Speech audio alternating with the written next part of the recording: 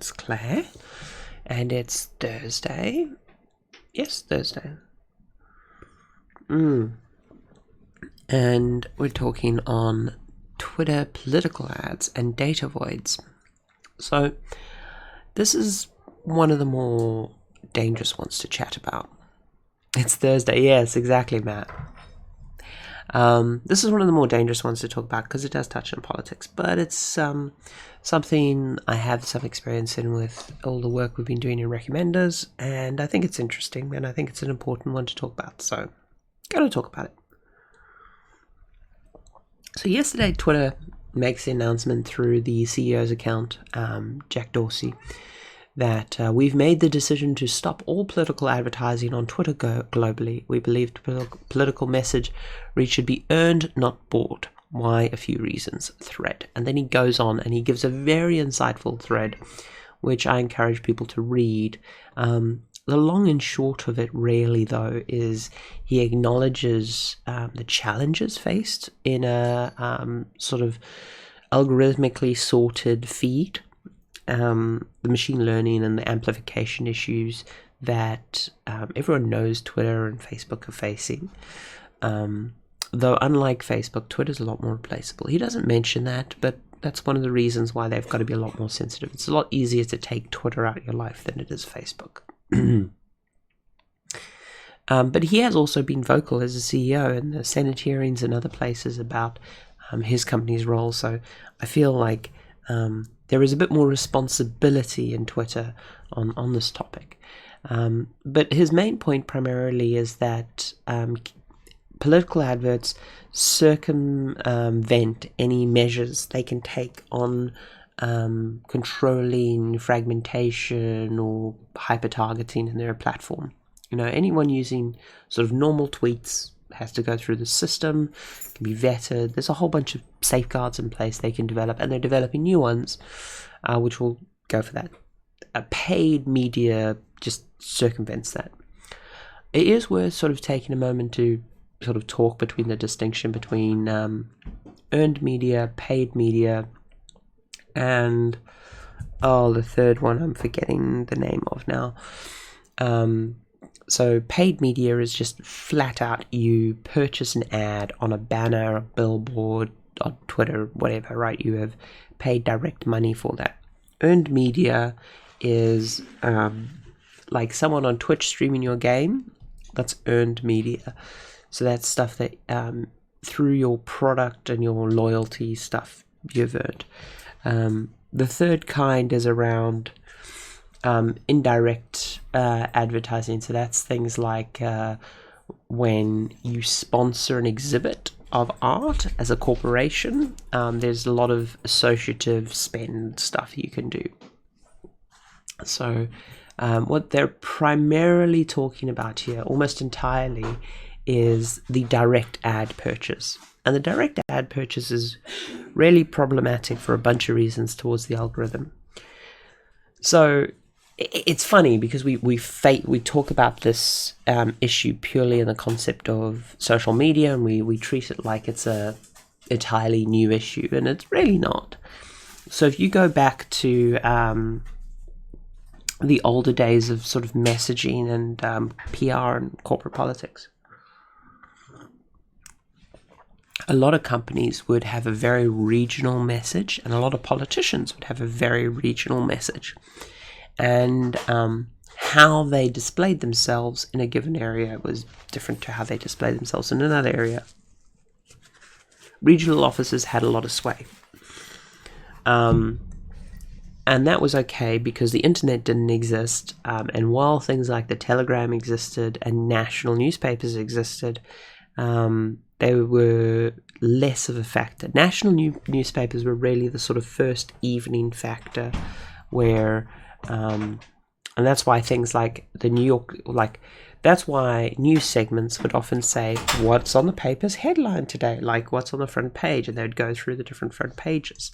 And that's why you started getting things like newspapers of record, because if a political candidate or a company published something and it got into the New York Times, say, even if you were in the UK or if you were in Washington or you're in California, the New York Times front page would still be relevant to you. So that was the sort of first equalizing truth effect we had, was national newspapers. But even in that day and age, we had a lot of regional discussion.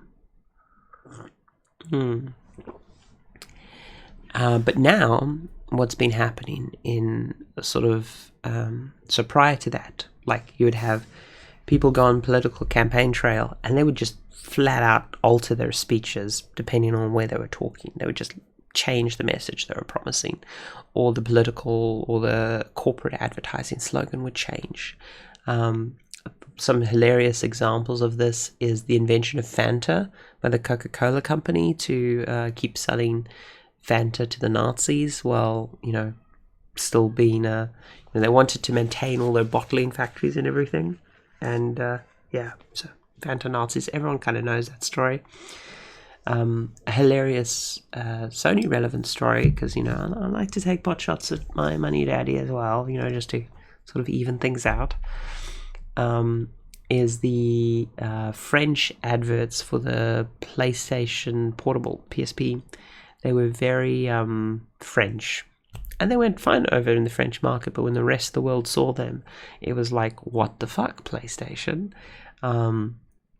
Most notably the ad with the woman with breasts on her front and back, so she had 4 breasts, and that was very French.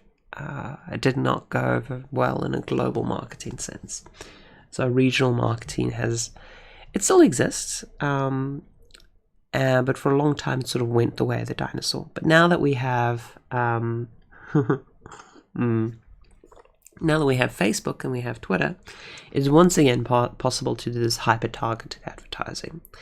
And it's not just an issue for politics, it's an issue for corporations as well. But politics is especially vulnerable for it because corporate ad spend has to make financial sense. Okay, so it has to be of a volume that makes sense. Whereas, so for instance, if we had a vote in the UK on a second referendum for Brexit and it was across the country, regional advertising would not be effective, okay, because one extra vote in London is the same as one vote in Cumbria. Same. However, we have a parliamentarian system.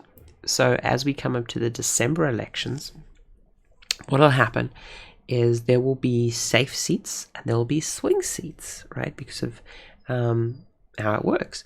So political spend based on region can actually be a lot more cost effective because the value of a vote varies by regionality, just because of how our system works. There's good reasons for this. You don't want the populous regions like London determining politics for the entire country. You want regional government to have some sway and power because, geography matters. We can't erase geography. But it does mean that these sort of hyper-targeted ads become problematic because it means that it now makes sense to spend a disproportionate amount of money in certain areas delivering a completely different message than it does for a corporation where, they're, a buck is a buck. Whether someone buys a Coke in London or buys a Coke in Cumbria, pretty much the same thing. There can be a minor difference because, for instance, UK gamers were often targeted as a market because the UK gamer was willing to spend more per game. So the price of a game would be higher in the UK than it would be in Europe, say. So there are some regionalities like that for a pure profit motive, but generally the sway is not as much as in a political stance. So that's the geography, and that's one of the reasons why this hyper-targeting is a bad thing. And Twitter's made completely the right decision. It's really quite fantastic to see Twitter making that decision. Another area that I wanted to bring people's attention to, something I'm a bit more knowledgeable on, which is really interesting, is this field called data voids. So there's this great paper that's just been published, or report I should call it, called Data Voids, where missing data can be easily exploited. And this is by Michael Glowacki and Dania Boyd. And Dania Boyd, if you don't follow her work, she does fantastic writing on the subject, on social media and systems. But basically, they talk about in algorithmic land, where you're doing things like Twitter algorithm or Facebook algorithm or Google search or whatever, there's this concept of data voids. So if I'm searching 2020 election, that's a pretty broad term, right? And so the algorithm can work to develop a sensible consensus, right? It can use authoritative data points. It can eliminate marginal stuff that's less likely to be true or high value content. There's enough of a signal on that search term or on that that identifier to deliver high quality content. But then let's shift over to a land where instead of searching for 2020 election, I'm searching for a particular party's political slogan, right? So let's say the Pirate Party has got a hashtag that's like Ahoy 2020, right? They want to push that. Unless the mainstream is covering that hashtag, right? And there might not be, then any search term and any data sources or signals that I'm coming in for the Ahoy 2020 hashtag will be from coordinated sources, right? And because they're from coordinated sources, i.e. the Pirate Party has launched a coordinated effort around this hashtag, they all collaborate with each other and corroborate each other. So they look like a high value data source. And so this comes into play for a lot of these sort of controversial topics where terms like crisis actor, for example, were not used in the mainstream media because they were considered offensive, right? Perfectly reasonable. But because mainstream media was, and other sources, more centrist sources, were never talking about the concept of a crisis actor, there was no, and if they did, it was a very throwaway term that wasn't used heavily in the article, and the machine learning would look at it and not consider it a authoritative source on the subject matter. This meant that if I searched for did such and such shooting have crisis actors, I would get a lot of search results that were authoritative and saying, yes, this is totally, like, crisis actors were totally a thing, and da-da-da-da-da. Because the data void around that term means that the only sources I'm seeing are from people who are using this term a lot.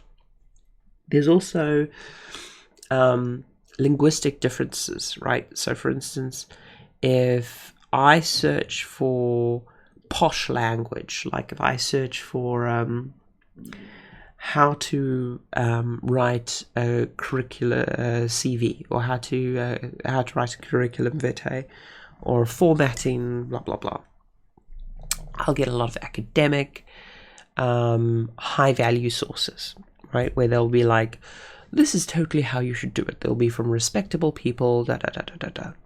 Whereas if I search for the term, how do I get a job, or how I make a CV, especially if there's typos or spelling, or if there's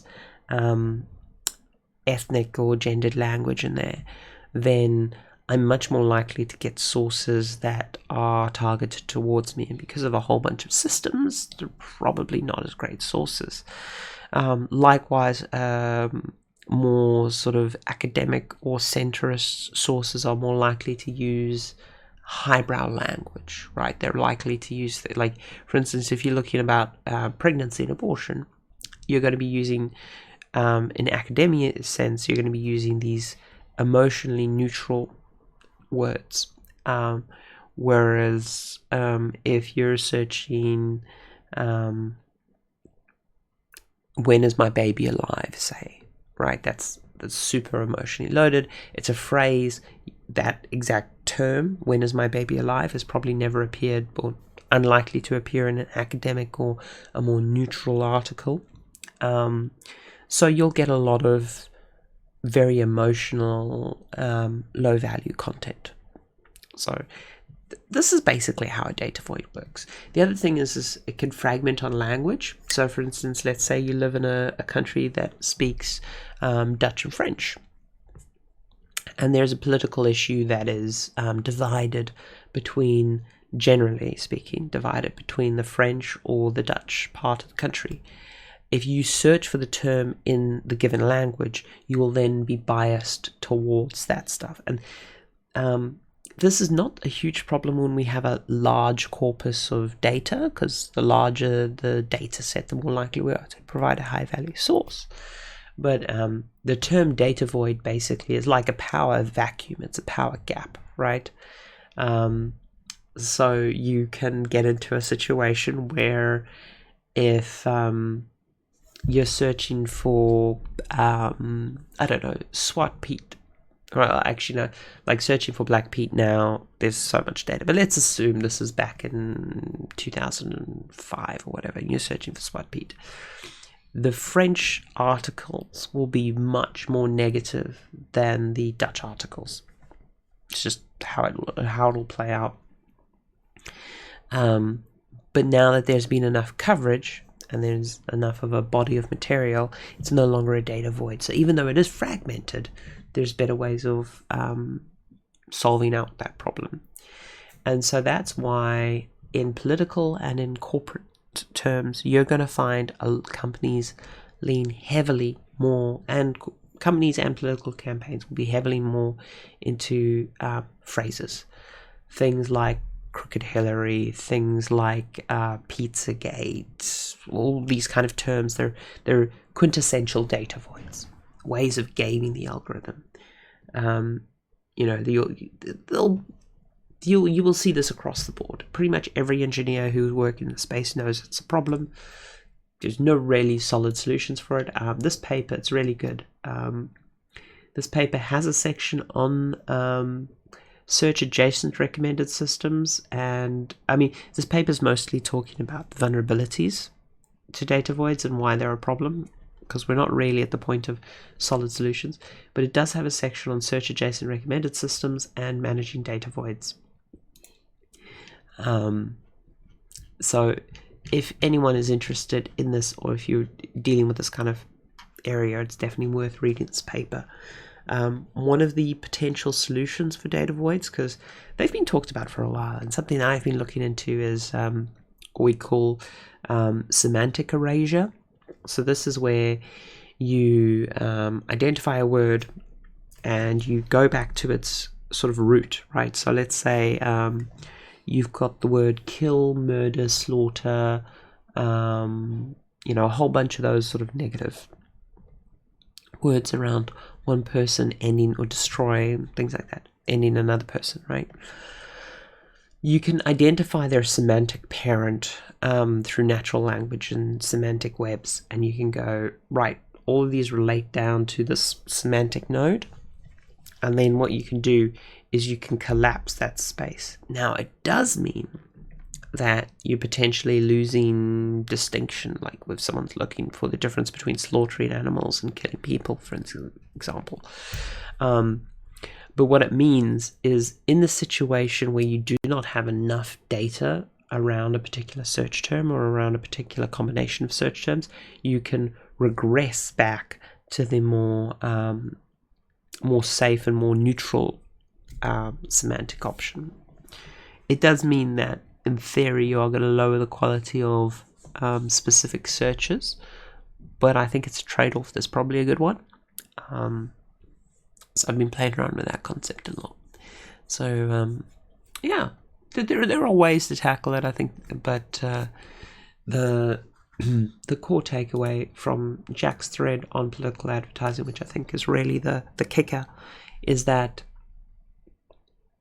any systematic work we do is, I don't want to say corrupted, I think corrupt is the wrong word here, confounded by purchased media, because earned media goes through all our systemic checks, but because the very nature of purchased media is you're trying to sell placement, and I think purchased media frankly just corrupts algorithms flat out, but it bypasses a lot of the safety checks. So I'd love to see it move forward. There's countries like the UK that have a lot stricter rules around political advertising. A lot of these are being tested with social media. We've already seen the Brexit campaign broke campaign finance laws in the UK. They were charged, they were taken to court, several MPs did. Most of the people breaking these laws are on the right, so it's something we've got to watch out for. Yeah, well, that said, it is a highly charged topic, and thanks for tuning on and be interested in what people think, because as I say, I really like talking about this from an algorithmic point of view. Doodles.